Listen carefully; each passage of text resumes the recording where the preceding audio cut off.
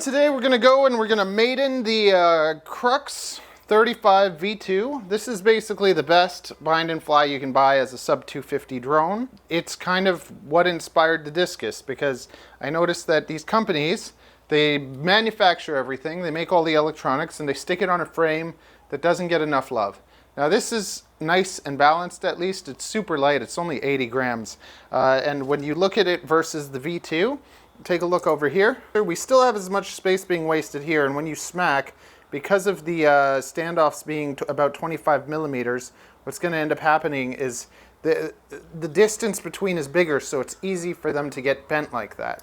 If you look at the old Crux35 frame though, they did do something better, because this is where it broke. There was a weak point here where the holes were, so they filled these armpits kind of with a bit more material. So you can see they made it thicker.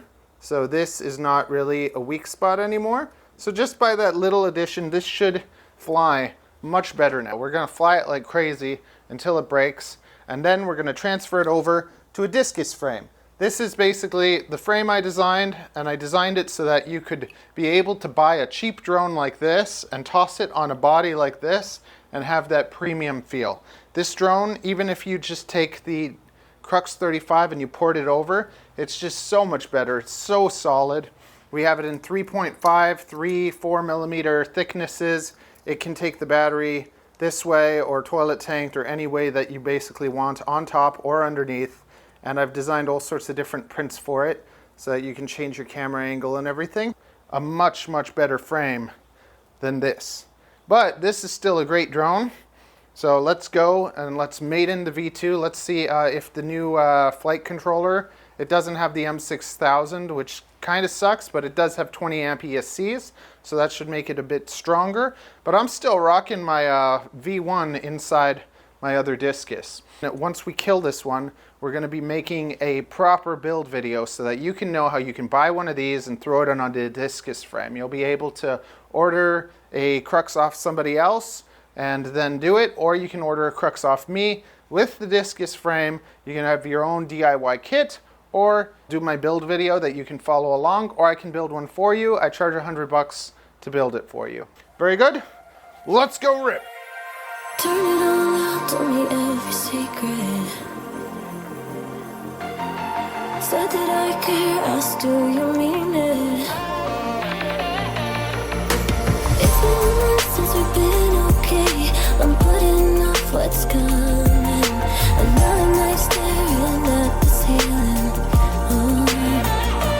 You desire to be alone, to be the one they're always thinking of. And I'm sorry I couldn't be there for you. Admit that I ignored it. You deserve to be alone. You deserve to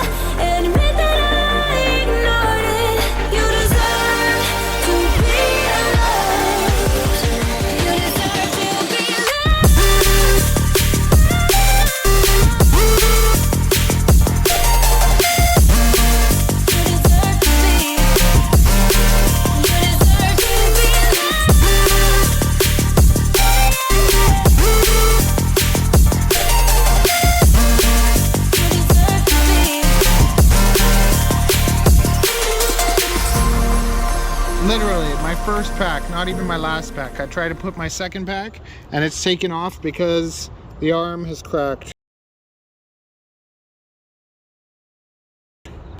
The arm is cracked. First maiden flight.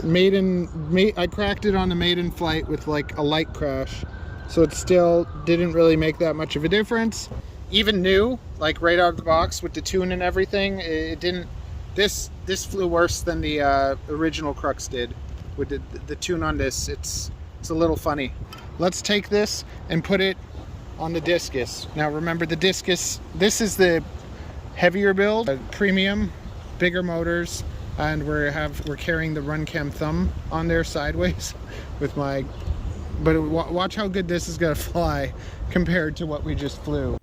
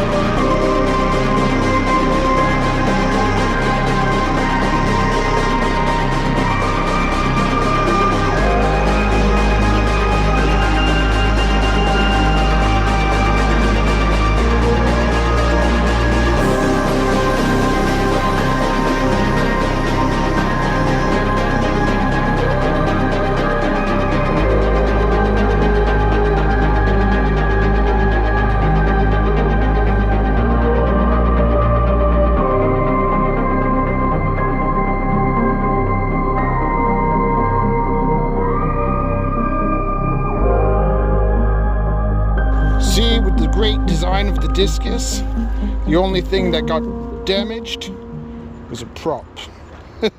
And we can bend that right into place. I just want to show you also, you see how this is? You can see like the crack in the arm right here. You can see how thin the arm is. Now look at this Discus, okay? So, see how thin those arms are? See how thick those arms are?